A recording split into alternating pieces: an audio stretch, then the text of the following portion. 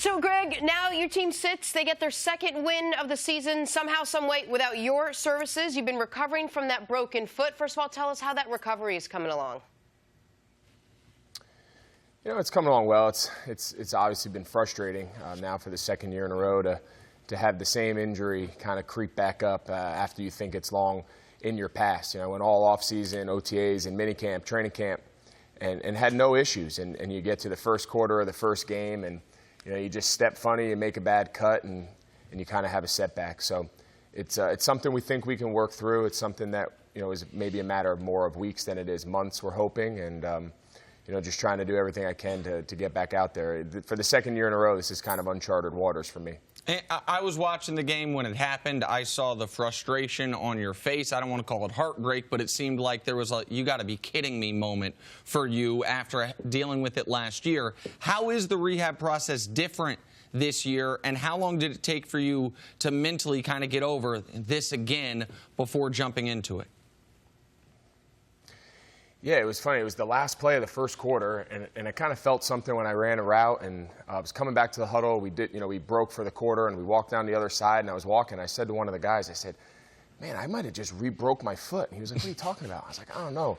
I tried to kind of run in place, and I knew, sure enough. And, you know, fortunately, last year I had the surgery, so I have the screw already in that bone. So there is some healing already and some stability to the inside of that bone that refractured. So not having to have the surgery again, you know, definitely puts me ahead of my timeline from last year. How far ahead is still something we're kind of working through. There's not a whole lot of examples of kind of foregoing the surgery route. So we're confident. Our foot doctor and our training staff is very confident we're going to be able to get through it. It's just a matter of when I'll be ready, and once I get out there, trying to stay on the field and play the rest of the season. So there's never a dull moment in the NFL, that's for sure. Greg, it's always been one of my pleasures covering you. You know, I've talked to you a number of times through the years, you know, in Chicago and there in Carolina. You're one of the great leaders there in Carolina, off the field, Walter Payton recipient, and you and your family have made an impact there. Yesterday, the Carolina Panthers are in the news. A guy you're familiar with, a guy you've played several games against, and also the playoffs when he was in San Francisco. What do you make of your organization signing Eric Reid as a safety to join your team? Yeah, as you said, you know, even all the way back to 2013, you know, we've played Eric in playoff games, we've played him in regular season games, and he was always a guy on the field and football-wise, that was a guy you accounted for. He was a guy you noticed, his presence, his physicality, what he was able to bring. And, you know, obviously we all know what's transpired over the last few years and what's gone on with him specifically. But it was nice. Yesterday I was at the facility doing my rehab, and he was in for his physical, so I got to meet him really for the first time personally and just kind of welcome him to the team and try to give him a little bit of an idea of you know, what our team is about and kind of how we operate, what a great group of guys he's joining and what a great locker room we're joining. And I think we're all excited to get to know him. I know a lot has been made about what's gone on out in San Francisco with Con and the whole thing, but you know, I know from a football standpoint, I think everyone obviously it's without a doubt, we know he can help our team.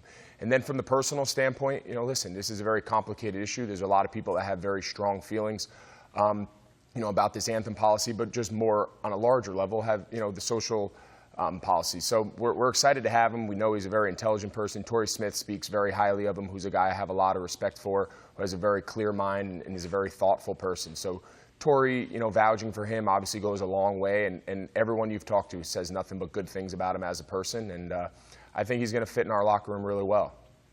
Greg, as has been the case the last few years, this team seems to go as Cam Newton goes. At least that's what the narrative is as we start previewing this season, just because he tends to have, you know, somewhat up and down starts or middles to this season. How have you seen Cam Newton develop over the 8 seasons that you've spent playing with him? And where's his mindset? How is he looking coming into this year? Yeah, I think he's gotten off to a really good start. You know, even our one loss now down in Atlanta in week 2, I thought he played really well. He was really efficient with the ball, kind of taking what they gave him. You know, they played real soft. I know we didn't have a lot of our deep shots like we're accustomed to, but you know, we were real productive underneath. We had a chance to have the ball there in the fourth quarter to go in and tie the game up. We came up short. But I think he's gotten off to as good a start as he has, and I think that's saying a lot. You know, we've seen him play football, arguably at the highest level for anyone who's been a true dual threat quarterback. He's not just a guy who's going to run around and make plays with his feet. He's going to stand in there, as we've seen now for 8 years, and deliver the ball from the pocket on time, in a very complex downfield passing route passing offense that Norv has installed this year. So I think a lot of time he doesn't get the credit he deserves for what the impact he makes on the game, and I think that's unfortunate. But this year specifically, I think his first 3 games has been really good. I think guys around him are playing well, and I think he's a big part of that. You touched on something that I wanted to ask you about, which is the impact almost emotionally the team seems to get from him. When you look at Cam's raw passing numbers, he gets criticized a lot, but that doesn't include his rushing additions to the team.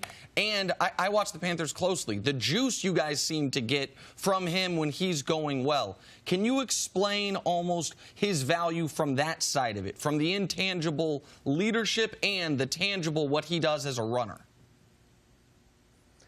Yeah, we've always said if he played linebacker or safety or wide receiver, and the energy he played with and the charisma and kind of the brashness, I think people would applaud him. But just because he plays quarterback, people aren't really accustomed to that. They're used to seeing their quarterback be very cool and calm and collected and kind of and that's just not Cam's style. And you brought up the statistics and passing touchdowns and yardage and whatnot, but you're exactly right. I mean, it's very convenient when people want to talk about Cam and the other elite quarterbacks in the league to leave out that he's rushed for more touchdowns than any player in the league since he's come in, more than any quarterback in the history of the game. His third down scrambles, that's just as good as a third down completion. He's converting first downs. He's moving the chains. So it's unconventional. We're not used to seeing it. It's not the traditional quarterback play we've seen across the league for a long time. But you can't argue that his impact on our team specifically and the impact that he's had in this league, what he's done in his first 8 years, you could say there's no one who's been able to do it in that manner. Greg, I need your help. I know that you'll have a strong opinion on this. Based on me seeing you a bunch of times and your wife's influence, you're one of the best dressers in the NFL. Myself, I care about my haberdasher also. Cam Newton, can you explain his style to us? Please, help me out, because sometimes Cam gets me upset. You can't? Greg, I don't know if anyone can explain it. You go to college at University of Miami, and you weren't just there. You fit in, okay? Explain this to me, man. You're a world traveler. Explain it to me. I'll tell you what, I've seen a lot. I've been around a lot of different people. I've been around a lot of different styles, been in a lot of different locker rooms. There's one Cam, and I don't know how else to really describe it. He's very sure of what his style is. He's very sure of the way he wants to show up to games. Obviously, his post-game press conferences have gotten a lot of attention over the years, but that's just kind of his thing. That's what makes him tick. He enjoys it. It kind of fits him. Kind of. I don't really know what else to say about it. All right, Greg, I'll put it this way. I don't think I could have wore it. I don't think I could get away with wearing a designer bathrobe. Oh, you should try it. Hey, try the bathrobe. Can you imagine? Please, when you come back, the first game back, do what D-Jack did with Fitzpatrick. Yeah. Switch post-game outfits. If you have 400 yards. Exactly right. Cam, you and Cam about the same size. Cam wear whatever you're wearing, which always looks good. And you try on Cam's. I'm sure he's got an ascot. There's probably some velour in there. You guys should just switch it up. He's got it all. We go for 400 yards. That's a done deal. Thanks for watching. Subscribe here to get the latest from the show. Also, be sure to check out more of the best clips from First Things First, or go watch a few segments from our other shows on FS1.